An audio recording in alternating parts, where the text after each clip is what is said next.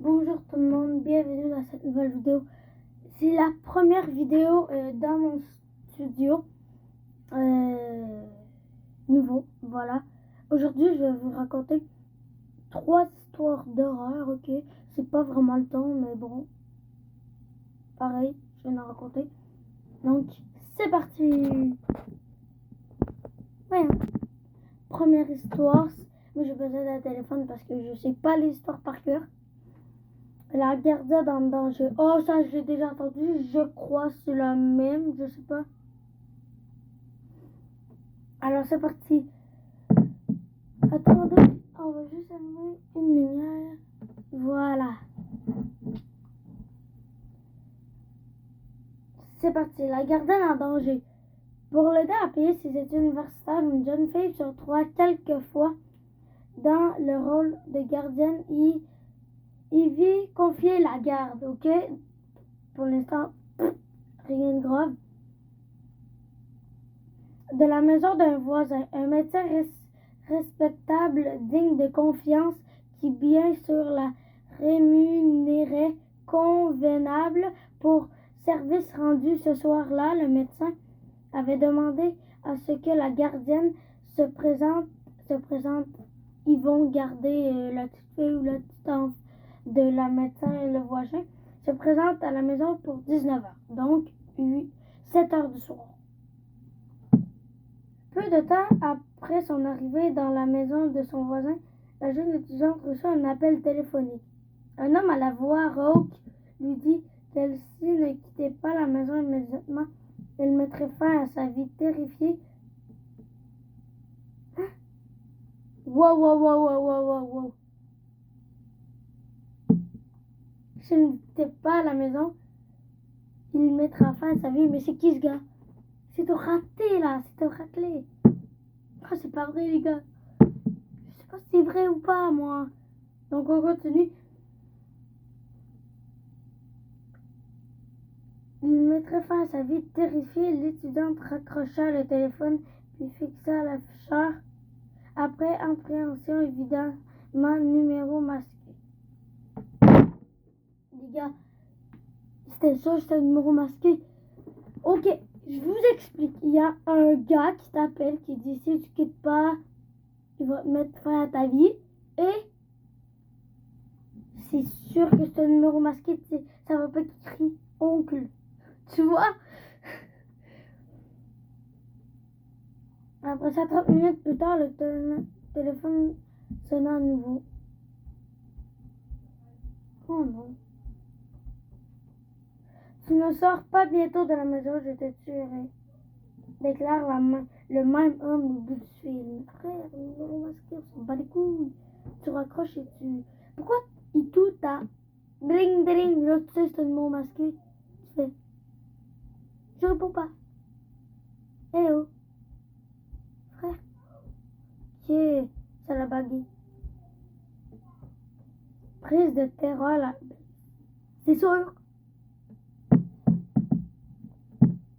La jeune fille raccrocha précisément et appela le téléphoniste à la recherche d'une solution. Cette dernière lui recommanda de garder l'homme en ligne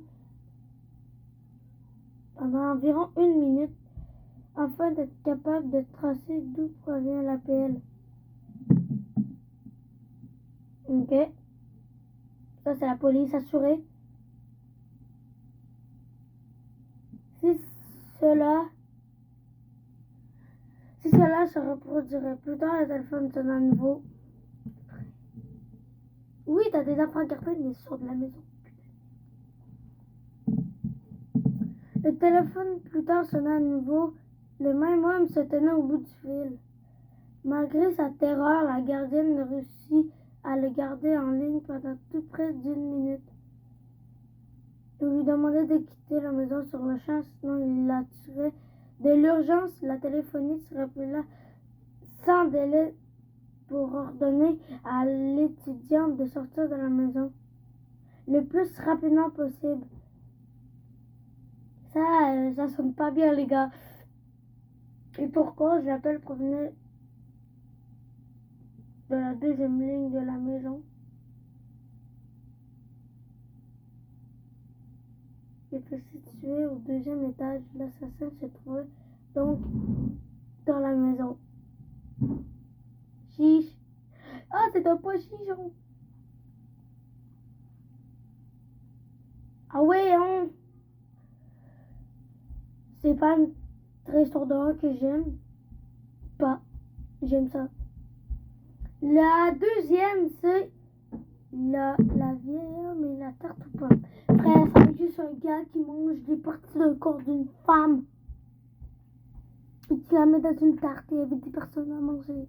Genre, c'est avec ça. Pour un beau soir d'Halloween, dans le New Jersey, un homme assez âgé qui vivait... Putain, je le reconnais. Putain. Je le reconnais. Je sais c'est quoi. Si vous avez écouté la vidéo de Michou avec Amin Inoxtag, je crois, dans Qui sera le dernier survivant, la fille, elle raconte des histoires d'horreur.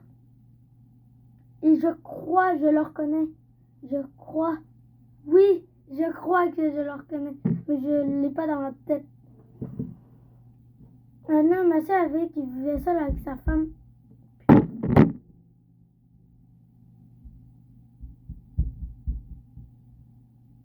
On va pas raconter elle parce que je la sais.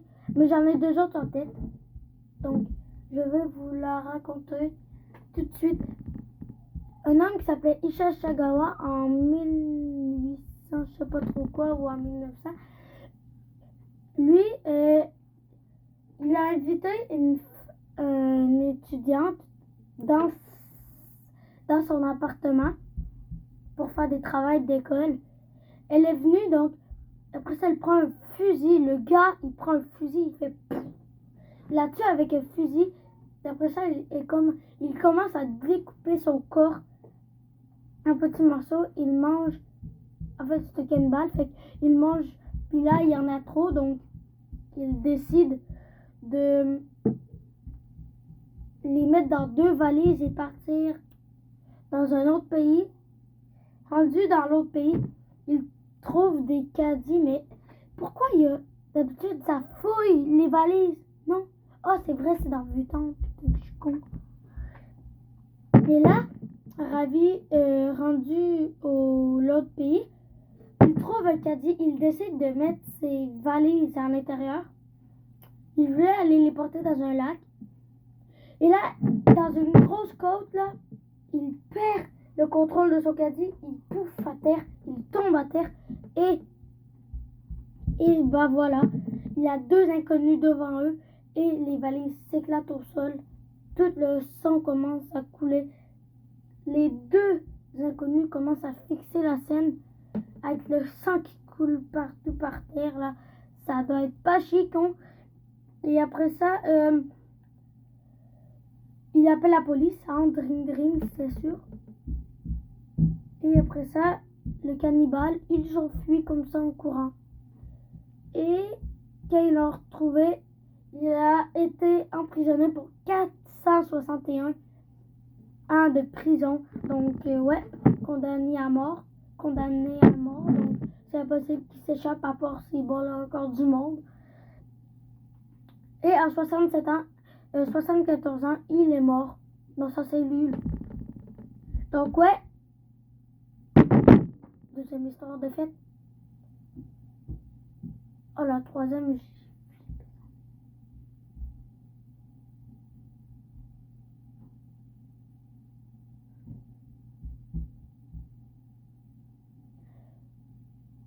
Bon.